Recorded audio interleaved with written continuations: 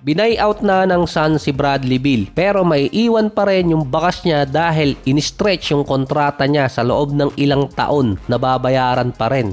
Nasa $176 million ang tax ng Suns nung andun si Bradley Beal na ngayong na-buyout na siya, bagsak sila sa zero. Magkakaroon pa sila ng allocated na $187 million sa salary cap na pang-tax nila. Mas makakakuha sila ng player. Parang nakahinga di umano ng maluwag yung Suns after maalis nitong si Bradley Beal. Ngayon naman may chance si Jalen Green na makakuha ng another big contract next season. Yung tax apron kasi na lumalagpas yung mga teams, hindi naman talaga tax yun na pang government, iba pa yun. Base kasi to sa CBA rule. Yung tax na lumagpas sa mga teams, hahatiin yun sa mga teams na hindi lumagpas yung first and second tax apron. Ibig sabihin, nagbabayad na ang Suns sa mga player, nagbabayad pa sila sa ibang team. Pagka-buyout din ni Bill, babay na rin yung pinamigay ng Suns sa Wizards. Wala silang nabawi ni isa. Agad naman nag-commit sa Clippers itong si Bradley Beal. 2 to 3 days bago siya opisyal na makapirma sa Clippers. 2 taon ang makukuha ni Bradley Beal na merong $11 million. So 1+1, 1 guaranteed at 1 player option. Kaya next year, pwede ulit siyang maging free agent. Bago ma-buyout itong si Bradley Beal, nakipag-discuss pa ang Lakers sa kampo ni Beal na sa kanila pumunta. Kasi nga bargain contract na at nasa 17 points per game pa rin naman si Beal nun. Kaso hindi interesado si Bradley Beal na pumunta ng Lakers at mas pinili niya ang Clippers dahil kina Harden at Kawhi. Saka nasa Los Angeles pa rin naman yung binili niyang bahay since 2022 or 2021. Ang big winner sa pagpunta ni Bradley Beal sa Clippers ay si Austin Reeves. Ilang player na kasi ang kinuha ng Clippers mula nang ma-injured si Kawhi, kahit sinong ilagay doon nayayari pa rin ng LA. Si Kawhi kasi doon sa kanya nakasalalay yung team. Pero dahil hindi nga pumunta si Beal sa Lakers dahil hindi naman siya interesado, buhay pa ang pag-asa ni Austin Reeves na magkaroon ng malaking kontrata for next season dahil hindi mahahati ang kanyang playing time. Kung nasign kasi ng Lakers si Beal, shooting guard silang dalawa at sigurado meron dun na mahahati ang playing time or mababawasan. Sa pagitan din ni Austin Reeves at nitong si Bradley Beal, mas maganda ang nilalaro ni Reeves dahil meron siyang defense. Si Bradley Beal kasi kahit sa offensive style niya, nagiging questionable yung defense niya lalo na kung mas malalaki yung bantay. Mukhang alam ni Bradley Beal na mahahati yung playing time niya kung sa Lakers siya pupunta. Kumpara kung sa Clippers dahil kahit merong Harden doon na wala kasi si Norman Powell, meron siyang papalitan.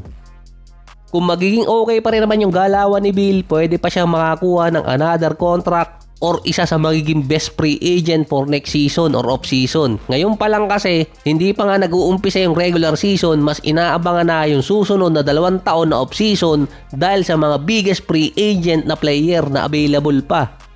After pumunta ni Bradley Beal ng Clippers, ang iniintay naman sumunod si Chris Paul. Dalawa ang option ni CP3, Clippers or Phoenix Suns. Gumawa ang Clippers ng vacant spot sa 2 player para lang makuha si Beal at syempre si Chris Paul. Kaya nagkaroon di umano ng Norman Powell trade.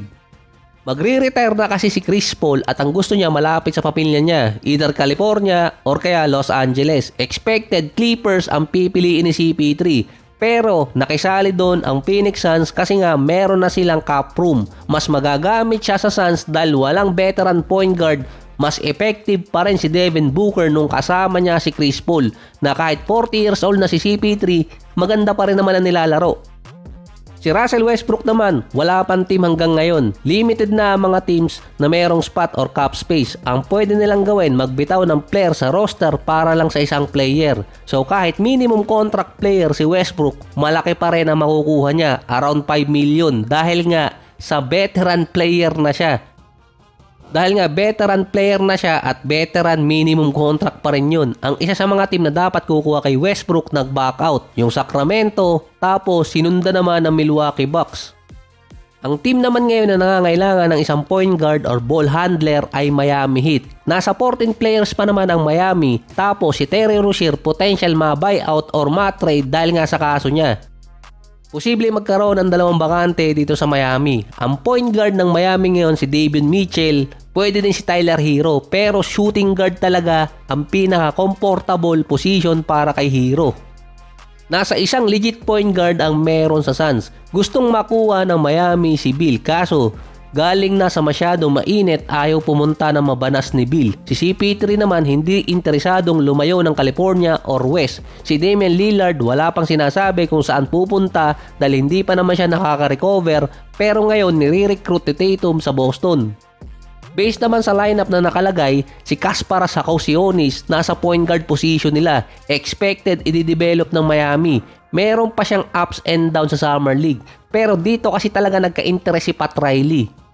Doon din magkakaroon ng interest na kumuha ng isang veteran point guard ng Miami para maging mentor ni Kasparas Sakausionis. Kapag kasi si Tyler Hero naging mentor, baka unahin yung pagrarap.